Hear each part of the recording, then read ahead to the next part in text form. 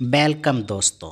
यदि आपने कोई नया जनरेटर लिया है तो हमें कौन सी बातें ध्यान रखनी चाहिए जिससे हमारा जनरेटर सालों साल चलता रहे। लोग नया जनरेटर खरीदते हैं और उसको जानकारी के अभाव में उल्टा सीधा चला देते हैं, जिससे जनरेटर बहुत ही कम समय में खराब होने लगता है। आज हम बताने वाले हैं ऐसे कुछ तरीके जिससे आपका नया जनरेटर बहुत सालों तक बिना किसी रिपेयर के चलता रहेगा। तो शुरुआत करते हैं ये वीडियो। पॉइंट नंबर 1, जब भी आप नया जनरेटर खरीदें तो सबसे पहले उसमें मोबिल और पानी ज़रूर चेक करें। मोबिल पूरा हो और पानी कहीं से भी लीक नहीं हो। पॉइंट नंबर 2, जब भी आप नया जनरेटर लाएं और लाकर उसको स्टार्ट करें तो भूलकर भी उस पर लोड न चलाएं। जनरेटर को कम से कम आधा घंटा चलाकर ऐसे ही छोड़ दें। उस पर किसी भी प्रकार का कोई भी लोड न डालें। क्या होता है कि जब भी नया जनरेटर बनता है तो उसके रिंग, ब्रास, लाइनर, पिस्टन को अपनी पूरी क्षमता से काम करने के लिए उसका रमा होना बहुत ज़रूरी है।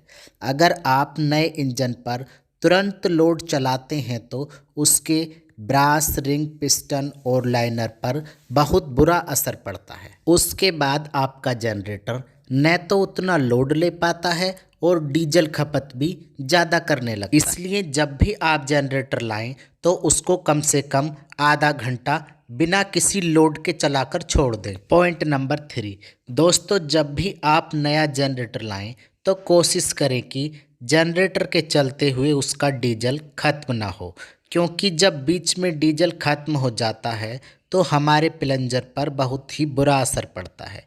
प्लंजर के बिना डीजल के चलने पर प्लंजर सूखा चलता है, जिससे उसकी डीजल प्रेशर कम होने लगता है और नोजल डीजल की फुहार अच्छे से नहीं बना पाती है, जिससे इंजन की ताकत कम होने लगती है। बात करते हैं पॉइंट नंबर 4 की। दोस्तों, जब भी आप नया जनरेटर लाएं तो सबसे पहले उसके सभी बोल्ट अच्छे से टाइट हैं कि नहीं ज़रूर चेक करें। जैसे कि इंजन के पैरों के चारों बोल्ट, अल्टरनेटर के नीचे के चारों बोल्ट और सबसे ज़्यादा मेन है कपलिंग के बोल्ट। सबको सही से चेक कर। जनरेटर चलाने से पहले और जनरेटर को 1 या 2 दिन चलाने के बाद इंजन और अल्टरनेटर और कपलिंग के बोल्ट ज़रूर टाइट कर, क्योंकि नए जनरेटर को 1 या 2 दिन चलाने के बाद उसके बोल्ट का ढीला होना सामान्य सी बात है।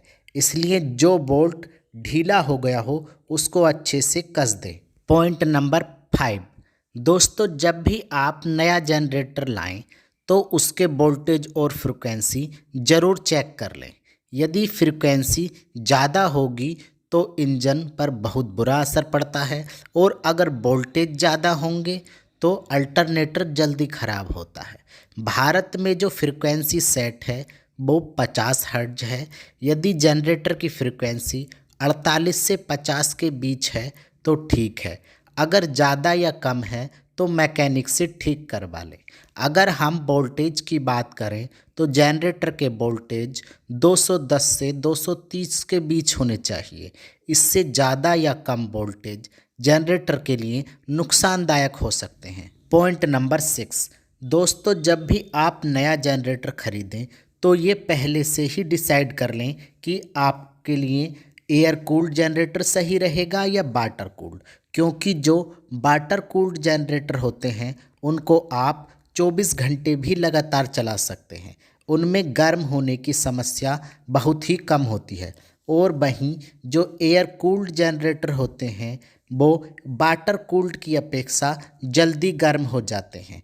इसलिए यदि आपका काम जनरेटर को बहुत ज़्यादा समय तक चलाने का है तो आप वाटर कूल्ड जनरेटर लें, और यदि आप जनरेटर को थोड़े समय के लिए चलाते हैं जैसे 2-4 घंटे तो आप एयर कूल्ड ले सकते हैं।